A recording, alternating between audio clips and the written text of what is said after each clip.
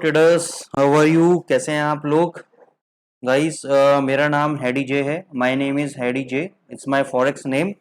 और आज हम अपना एक नया शुरुआत कर रहे हैं euro USD GBP USD analysis का। और जैसे जैसे दिन आगे बढ़ते जाएंगे वैसे वैसे हम अपनी एनालिसिस में नंबर ऑफ़ पेयर्स इंक्रीज़ करते जाएंगे, नंबर ऑफ़ स्ट्रेटजीज़ इंक्रीज़ करते जाएंगे। और आपको इस चैनल के अंदर आने वाले समय में इतनी ज़बरदस्त स्ट्रेटजीज़ सीखने को मिलेंगी, इतना ज़बरदस्त कंटेंट मिलेगा आपको, जो आपको और यूट्यूब पे कहीं नहीं मिलेगा। तो ये एक हमने इनिशिएटिव लिया है और हमने कोशिश की है कि हम मैक्सिमम कंटेंट को अपने हिंदी में रखें, क्योंकि मैक्सिमम जितने भी फॉरेक्स के चैनल्स आप देखोगे तो मैक्सिमम सब इंग्लिश के अंदर होते हैं। हिंदी के अंदर आपको दो चार ही ऐसे कंटेंट क्रिएटर्स मिलेंगे जो कि हिंदी के अंदर आपको एनालिसिस दे रहे हैं, लेकिन मैक्सिमम अगर बात करेंगे तो सब इंग्लिश के अंदर हैं।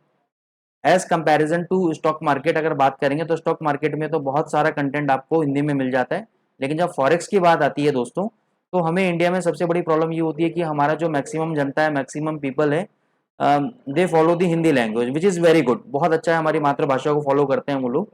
तो मैंने सोचा कि क्यों ना इसको हिंदी में रखा जाए और सेपरेटली आगे कोशिश करेंगे। जो लोग, अगर हमारे पास इंग्लिश ऑडियंस भी आएगी तो हम सेपरेटली इंग्लिश चैनल भी इसके अंदर हम अपना लॉन्च करेंगे, अगर डिमांड हमारी आती है तो दोस्तों आज शुरुआत करें तो स्टार्टिंग में मैं शुरुआत दो ही करेंसी पेयर से करूंगा, या तो यूरो यूएसडी से और सिर्फ जीबीपी यूएसडी से।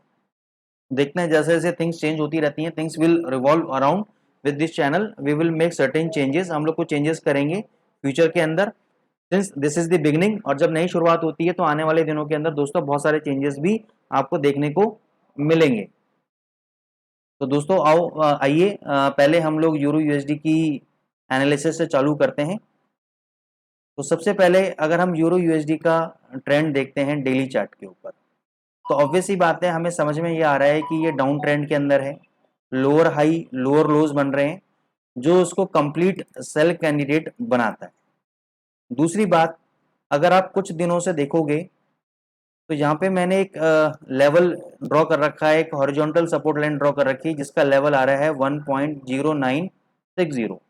इसी लेवल पे आके बार बार ये सपोर्ट ले रहा है, बार बार सपोर्ट ले रहा है, बार बार सपोर्ट ले रहा है, और यहाँ से ये कोशिश करता है कि ऊपर जाने का, लेकिन ऊपर ही सस्टेन नहीं कर पा रहा है। ऊपर इसको सेलर्स मिल रहे हैं, एग्रेसिव सेलर्स मिल रहे हैं, जो प्राइजेस को नीचे की तरफ पुश कर रहे हैं।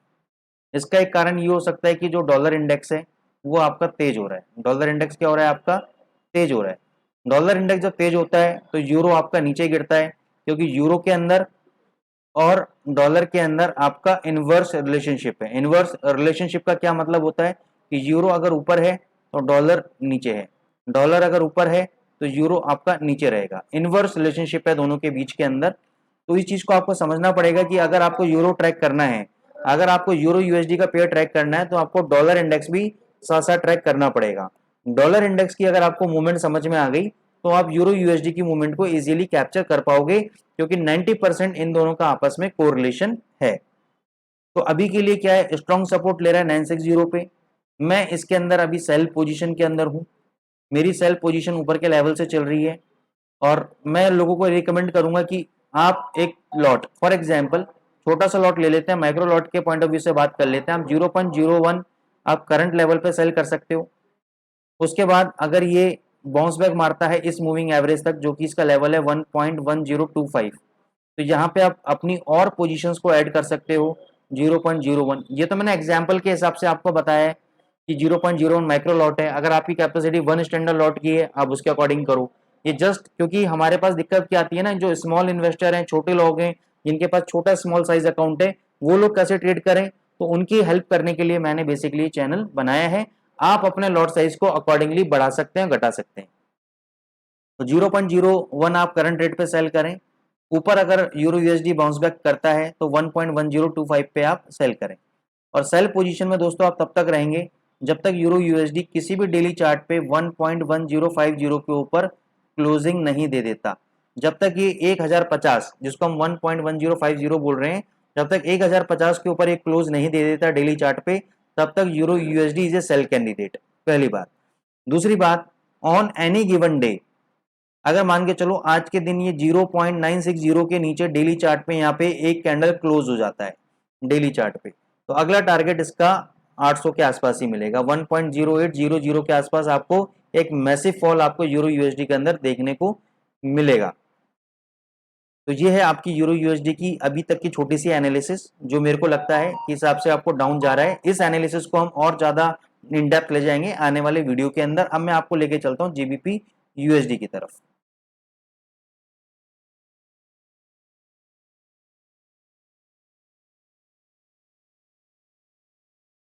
जीबीपी यूएसडी का अगर मैं स्ट्रक्चर देखता हूं तो पिछले कुछ दिनों से ये देखिए यहाँ पे आता है, फिर ऊपर, यहाँ पे नीचे आता है, फिर ऊपर, मतलब ये जब भी नीचे 3100 लेवल के आसपास आता है, when it comes near 3100 levels, यहाँ पे एक स्ट्रॉन्ग सपोर्ट आपको देखने को मिलेगा जीबीपी यूएसडी पे, कि बार बार इसी लेवल से बाउंस बैक करने की कोशिश करता है, बार बार इसी लेवल से बाउंस बैक करने की कोशिश करता है।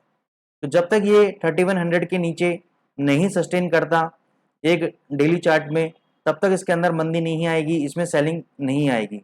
रीजन क्या है? क्योंकि अभी फंडामेंटल ग्राउंड्स पे बैंक ऑफ इंग्लैंड पे ये बात चल रही है कि जल्दी ही वो एक इंटरेस्ट रेट हाइक और कर सकते हैं। अगर इंटरेस्ट रेट हाइक किया दोस्तों तो ये आपको 3220 तो मिलेगा ही मिलेगा, और इसके ऊपर अगर सस्टेन कर गया तो ये आपको 3300 और 3350 भी जाता हुआ नजर आएगा।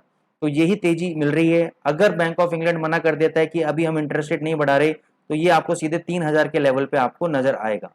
तो अभी के लिए मेरे इसमें ट्रेडिंग रिकमेंडेशन आपकी यही है, थोड़ा सा लंबा ट्रेड रिकमेंडेशन है।